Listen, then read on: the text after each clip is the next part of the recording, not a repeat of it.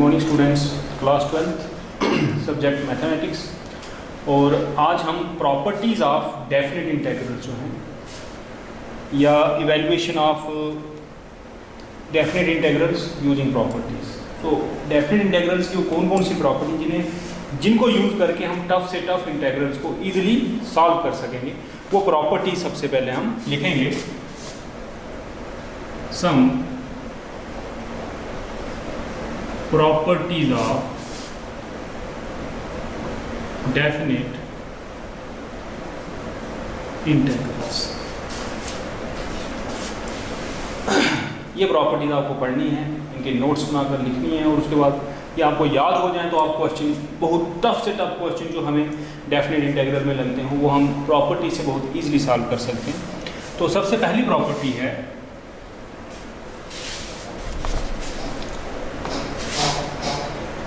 a to b f(x) dx is equal to a to b ft dt।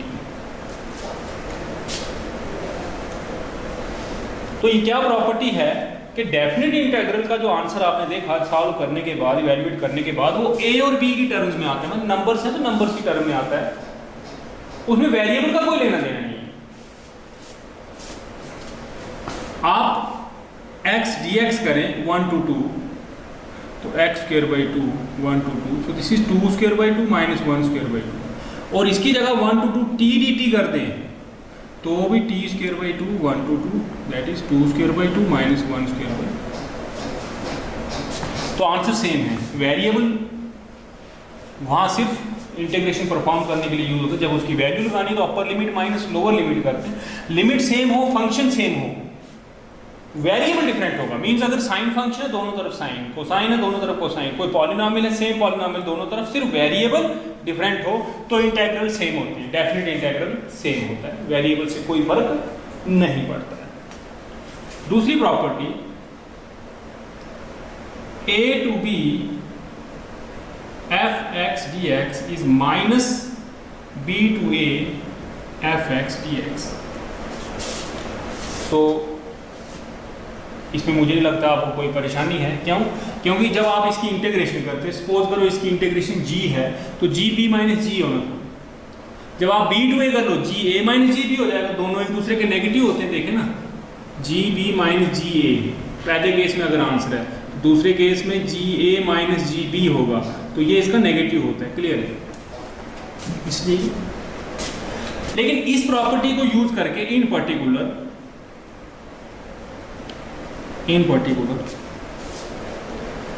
अगर मैं ये a to b की बजाय a to a रखूं, a to a f(x) dx, तो कितना आएगा? तो देखें a टू a, ये माइनस है, इधर आएगा तो प्लस हो जाएगा, 2 टाइम्स a टू a 0, तो a to a f(x) dx। ये आप इससे इवैल्यूएट कर सकते हैं ये केस, लेकिन ये रिजल्ट यूज हो सकते हैं तो मैंने आपको लिखवा दिया। Third property a to b f(x) dx is equal to a to c f(x) dx plus c to b f(x) dx। ध्यान रखना है कि ये जो c है ग्रेटर देन a और लेस देन b होता है। c जो नंबर है वो a और b के बीच में नंबर होता है। तो आप किसी एक पॉइंट पर जो a और b के बीच में है, उस पे आप इस इंटीग्रल को ब्रेक दे सकते हैं। पर्टिकुलरली ये जो function defined by more than one rules, modulus function है, ग्रेटेस्ट डिजिट फंक्शन, उनकी जब इंटीग्रेशन करनी पड़े कहीं, तो वहां पर हम मॉडुलस फंक्शन में कहीं अगर ब्रेक देनी पड़े, जैसे मॉड x है तो पॉजिटिव के लिए अलग डेफिनेशन है, नेगेटिव के लिए अलग डेफिनेशन है, तो उस केस में हम उसको 0 पे ब्रेक देते हैं, तो c यहाँ पर आएगा। मान लो आपको इंटीग्रेशन -2 to 3 बोला गया, तो पहले आप -2 to 0 करोगे, फिर 0 to 3 करोगे। जब क्वेश्चन आएंगे तो ये प्रॉपर्टी, लेकिन ये हम कर सकते हैं, ब्रेक कर सकते हैं। क्यों करना है वो क्वेश्चन जब आएंगे उस तरह के मैं आपको समझाऊंगा, उस चीज़ को आप समझ जाएंगे खुद। फिलहाल ये प्रॉपर्टी, थर्ड प्रॉपर्टी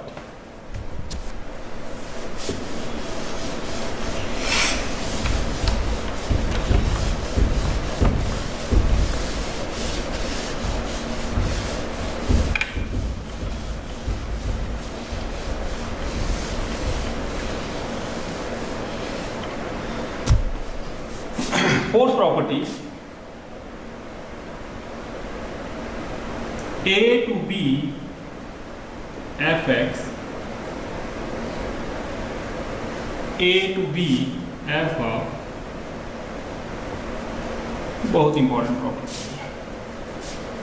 इसी का एक पर्टिकुलर केस बनता है, वो उसको मैं फिफ्थ प्रॉपर्टी लिख देता हूं। ये a to b है, अगर a to b की बजाय 0 to a लिख दिया जाए, 0 to a, तो कितना होगा 0 to a, f of 0 plus a, a ही रहेगा। सबसे ज्यादा ये प्रॉपर्टी इस टेक्स्ट बुक में यूज होती है। वैसे तो सभी प्रॉपर्टी से कहीं भी यूज हो सकती है, लेकिन जो मैक्सिमम क्वेश्चन हम करेंगे जब भी 0 to a लिमिट आएगी, 0 to पाई बाई 2, 0 to 1, तो ये क्वेश्चन, ये प्रॉपर्टी सबसे ज्यादा यूज होती है, मोस्ट इंपॉर्टेंट प्रॉपर्टी। उसके बाद sixth property, 0 to 2a f of x dx, this is 0 to a f of x dx plus 0 to a f of 2a minus x dx। अब ये तो ठीक है, 0 to 2a था तो 0 to a आ गया, ये भी 0 to a आ गया। लेकिन कई पीरियोडिक फंक्शंस होती हैं जिनका पीरियड 2 पाई होता है, खासकर ट्रिग्नोमेट्री में, या 2a पीरियड होता है, तो f of 2a minus x जो fx के बराबर ही होता है, कई बार वो माइनस fx के इक्वल होता है, तो उस पर डिपेंड होके इसके पर्टिकुलर केस बनते हैं, उसको हम प्रॉपर्टी 7 लिखेंगे कि 0 to 2a, इसी प्रॉपर्टी से बनेगा वो, dx 2 times 0 to a fx dx if f of 2a minus x is and equal to 0 if f of 2a minus x is equal to minus x। क्योंकि कई function जैसे sin 2 pi minus theta, cos 2 pi minus theta, तो जो अपने ही equal हो तो 1 and 1 2 times इसे, और जो नेगेटिव हो तो fx माइनस fx। ये आपकी 7वीं प्रॉपर्टी है।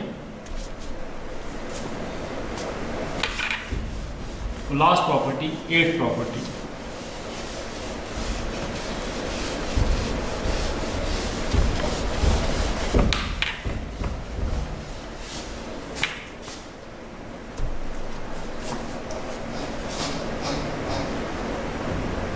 minus a to a fx, this is 0 if f is an odd function। odd function समझते हैं आप, that is if f of minus x is minus fx,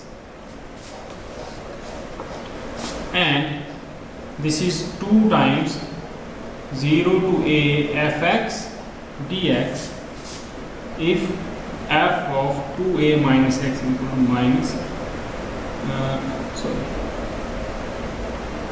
2 times if f is an even function, that is f of minus x is equal to, odd function हो तो आप सीधा उसको 0 कर सकते हैं, लेकिन इवन फंक्शन हो तो 2 times 0 to a fx।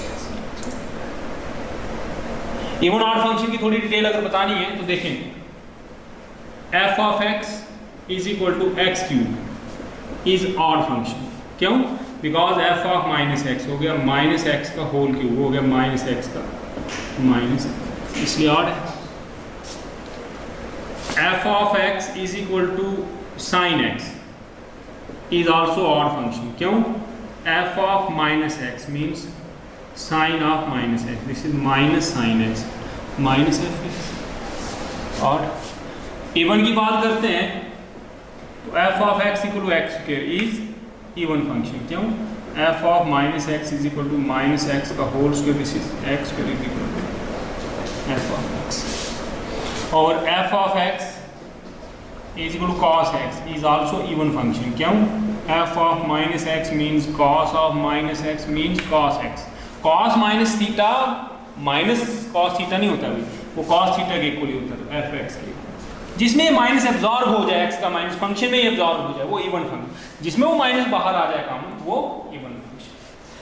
तो फंक्शन का नेचर देख के जब भी -a टू a लिमिट आए तो सबसे पहले हम फंक्शन का नेचर पहचानेंगे कि फंक्शन ऑड है या इवन है। जब -a टू a की बात आए,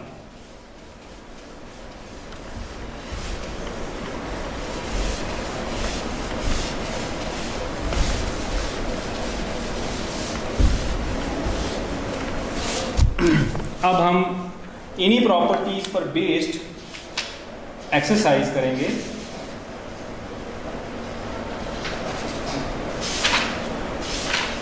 जो हमारी इस डेफिनेट इंटीग्रल की या दूसरी बात कहें इंटीग्रेशन की ही कैलकुलस की हमारी लास्ट एक्सरसाइज है, इंटीग्रल कैलकुलस की एक्सरसाइज 7.11। क्वेश्चन नंबर 1,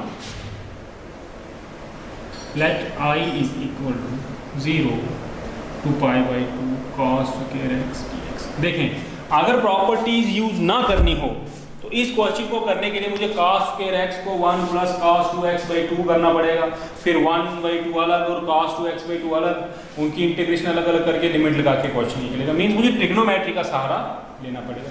लेकिन अगर प्रॉपर्टीज की बात करें, so using the property 0 to a fx 0 to a f of a minus x, तो कितना हो जाएगा? I is equal to 0 to pi by 2 cos square pi by 2 minus x।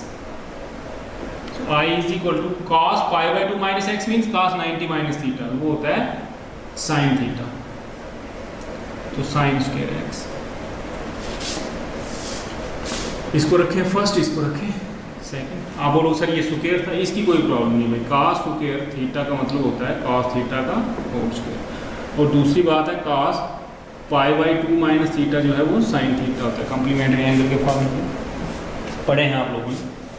So adding find हमने I करना है, adding first and second we get I plus I is equal to 0 to pi by 2 cos square x dx plus 0 to pi by 2 sin square x dx। This implies 2i is equal to, देखें इनमें limit same है तो आप इकट्ठे कर देना, 0 to pi by 2 और यहाँ आ गया cos square x plus sin square x। This implies 2i is equal to 0 to pi by 2 1 dx, 2i is equal to dx की integration x, so 2i is equal to, ये देखें कितना हो गया pi by 2 minus means pi by 2, so this is pi by 2, so this implies I is equal to pi by 2। I क्या था?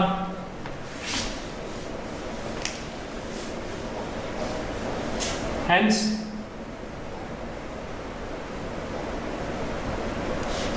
This your answer.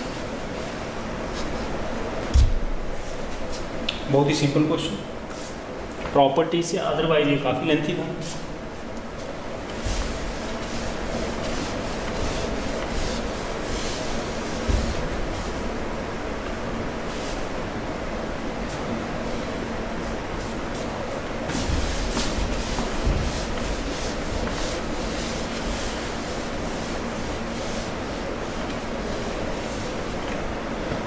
Next question, question number 2. Let I is equal to 0 to pi by 2 square root of sin x upon square root of sin x plus square root of cos x। First, so using the property 0 to a fx 0 to a f of a minus x, we get I is equal to 0 to pi by 2 under root sin pi by 2 minus x, sine pi by 2 minus x cos pi by 2 minus x. This is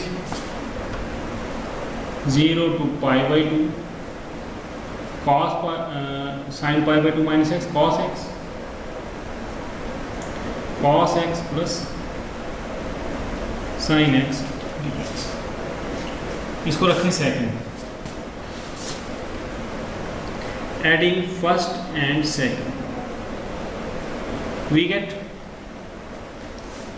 I plus I is equal to 0 to pi by 2 root sine x plus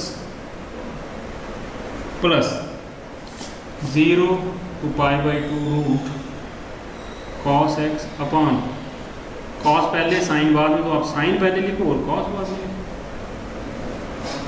दोनों में limit same है तो LCM लेंगे।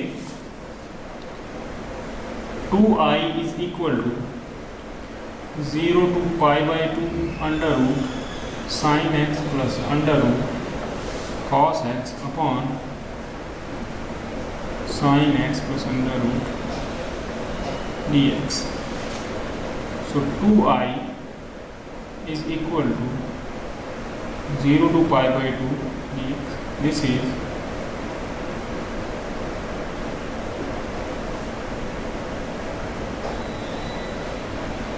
पाई by 2। This implies I is pi by 2 by 2 pi by 4। Hence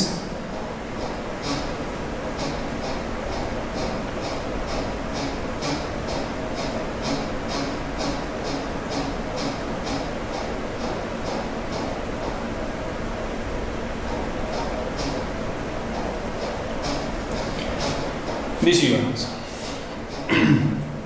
basically next question जो है उसमें भी root की जगह 3/2 पावर होगी। 3/2 छोड़े, मैं आपको इन जनरल बता देता हूँ आपके लिए एक्सरसाइज, और फिर क्वेश्चन थर्ड भी आप करेंगे, ये आपके लिए एक्सरसाइज। साइन की पावर p कोई रैशनल नंबर है p, तो ये प्रॉपर्टी लगाओगे, यहाँ p एलसीएम लोगे, रूट की जगह p रहेगा, कैंसिल होकर यही आंसर उसका भी आएगा। ये आपके लिए एक्सरसाइज सेम इसी पैटर्न में यही प्रॉपर्टी यूज करके, और क्वेश्चन नंबर 3 भी आपने जो है इसी प्रॉपर्टी से इसी तरह से इवेल्युएट करना है। तो प्रॉपर्टीज पढ़ के अभी 8 प्रॉपर्टीज हमने पढ़ी, फिलहाल अभी 1 ही प्रॉपर्टी यूज है। तो कुल मिलाकर सारी प्रॉपर्टीज किसी न किसी क्वेश्चन में यूज होंगी। आज के लिए इतना काफ़ी है, आप इनकी प्रैक्टिस करें। मैंने आपको बताया हुआ कि हमारा सिलेबस काफ़ी हो गया है एग्जामिनेशन पॉइंट ऑफ व्यू से, 70% वहाँ अटैम्प्ट करना है आपको। हमारा सिलेबस उससे ज़्यादा हो गया लेकिन आप उसकी प्रैक्टिस जरूर करते रहें। तो जहाँ तक इसकी बात है, ये हम पढ़ते रहेंगे थोड़ा थोड़ा। आज के लिए मैंने प्रॉपर्टीज़ पढ़ा दी, कुछ क्वेश्चन उसके करा दिए। नेक्स्ट लेक्चर में इसके आगे के क्वेश्चन हम करेंगे।